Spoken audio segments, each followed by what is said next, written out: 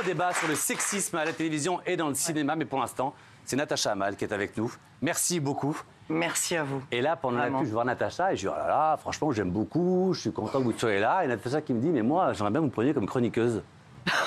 C'est une blague ou non? Mais non, mais c'est parce que vous avez dit juste avant, oui, j'ai voulu de vous plein de fois dans l'émission et vous avez refusé. Je dis, mais je suis même pas au courant. Ouais. Je dis, ben écoutez, prenez-moi. Vous m'avez dit, prenez-moi comme chroniqueuse. Vous allez voir que je vous aime bien. Parce qu'on parle de place de chroniqueuse, mais en vrai, évidemment, Natacha, énorme star. Je parle 2000-2009, la série Femme d'honneur.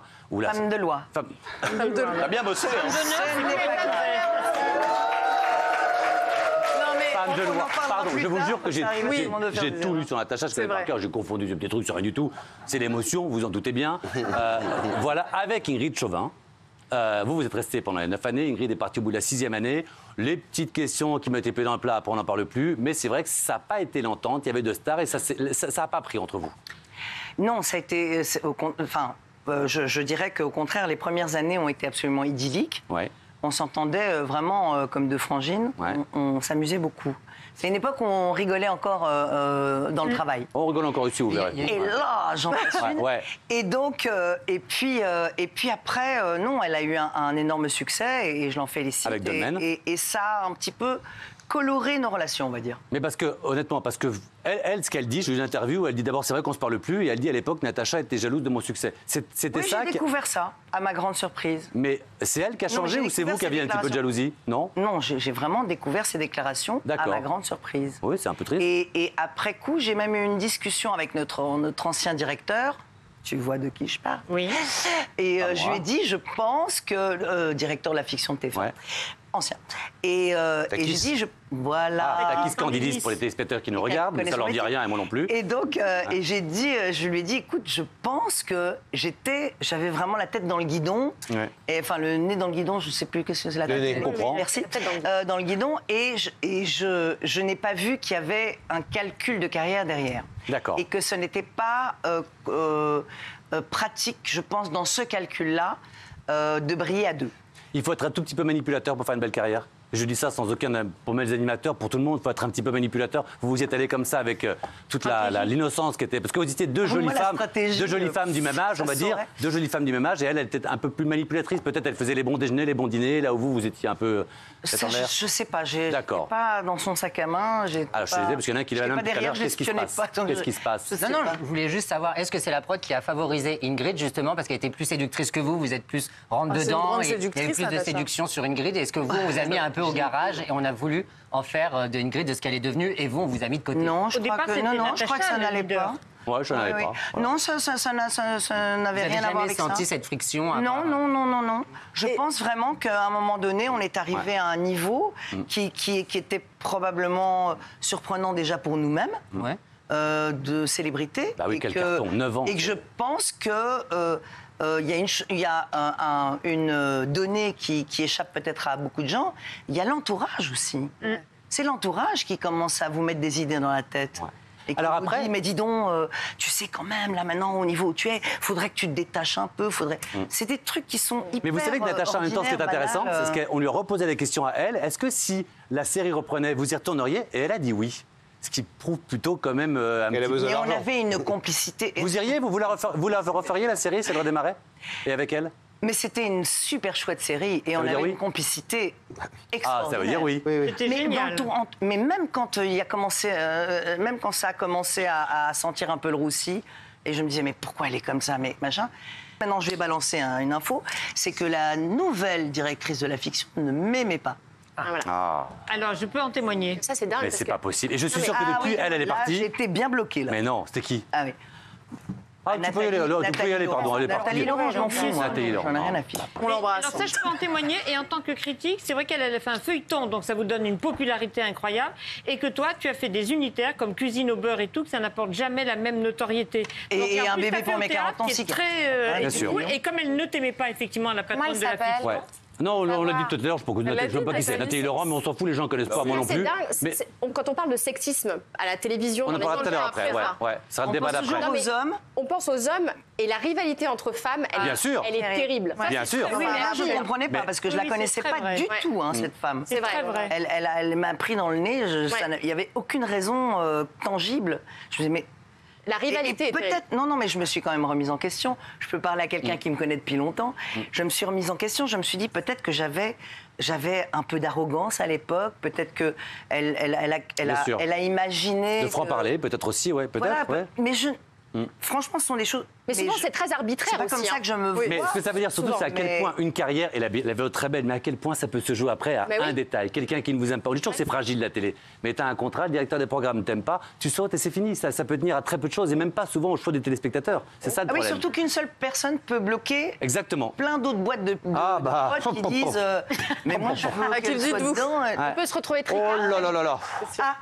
Amitié au patron d'Énergie 12. Oh là là là. Et alors, question après, alors un petit peu les amours aussi. Après, vous partez aux États-Unis. Voilà. Mais quand vous êtes aux États-Unis, vous avez un amoureux qui est une amoureuse. Et vous en parlez dans la presse. Enfin, vous l'avez dit, j'ai été amoureuse 2 fois dans ma vie. J'ai fait même me marier avec une femme. J'étais amoureuse beaucoup plus souvent que ça, mais beaucoup plus souvent des hommes. Et il se trouve que j'ai eu des coups de cœur. Et c'est pour ça que j'aime bien les gens qui disent quand on aime, on aime. Voilà. Oui. Alors après, bien sûr, on reste dans la catégorie. Oui, parce que moi, j'ai jamais aimé de femme. Évidemment, bien sûr.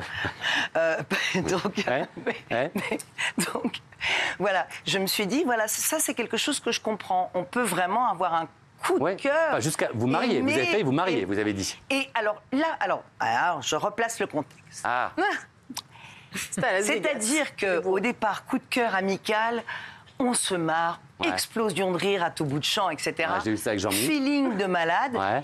Et puis la personne me dit ah bah oui, tiens, au fait, je suis complètement lesbienne.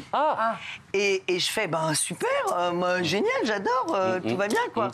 Et puis de fil en aiguille, c'est mais bon, je t'aime, je t'aime un peu plus que comme ami, etc. Et puis bon, moi, j'ai pas de blocage. Non, mais c'est ce que j'adore, ni pour en parler. J'en avais beaucoup au début, d'ailleurs j'en parle dans mon show en tant que bourgeoise. Car vous faites un one-man, on va en parler évidemment. Vous vous lâchez autant qu'aujourd'hui. Et alors, autre histoire d'amour incroyable, mais je lis la presse, mais qu'est-ce que c'est cette histoire? De 88 à 96, donc avant votre premier mari, comme ça, pas de souci, vous vivez une aventure amoureuse avec Prince.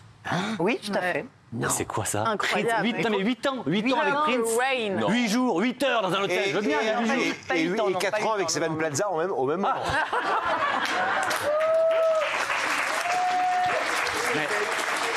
Oh là là.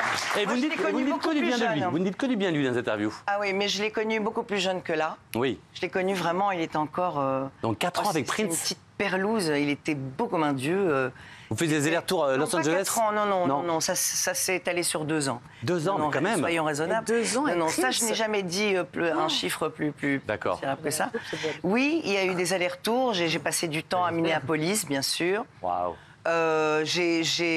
C'était, qu'est-ce que vous voulez comme détail croustillant? Non, mais il était comment? Vous plaisiez combien de fois par semaine? C'est des questions de Mathieu? Non, c'est pas ça la question. Est-ce qu'il payait le restaurant? C'est une star dans le quotidien, au petit déjeuner. Enfin voilà, c'est comment il était en vrai. C'est quelqu'un qui bossait non-stop, jour et nuit.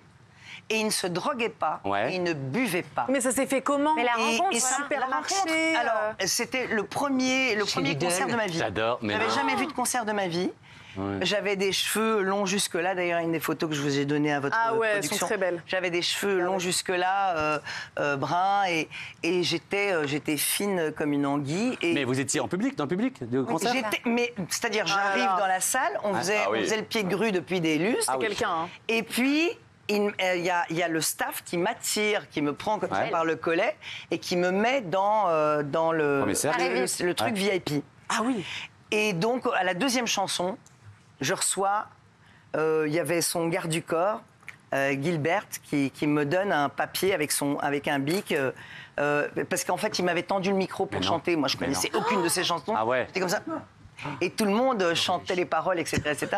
Et il me tend le papier entre 2 chansons, et je lis. J'avais emmené mes copains avec moi. J'avais dit non, je rentre pas là-dedans si je peux pas prendre mes potes avec moi. Donc il y avait mes copains de chaque côté. Quoi et c'était marqué voilà, Prince aimerait beaucoup vous rencontrer. Non, j'aimerais beaucoup vous rencontrer après le concert, etc. Rendez-vous dans tel endroit. Donc je me suis dit, j'ai eu ça avec Hervé Villard, moi je rencontrais après.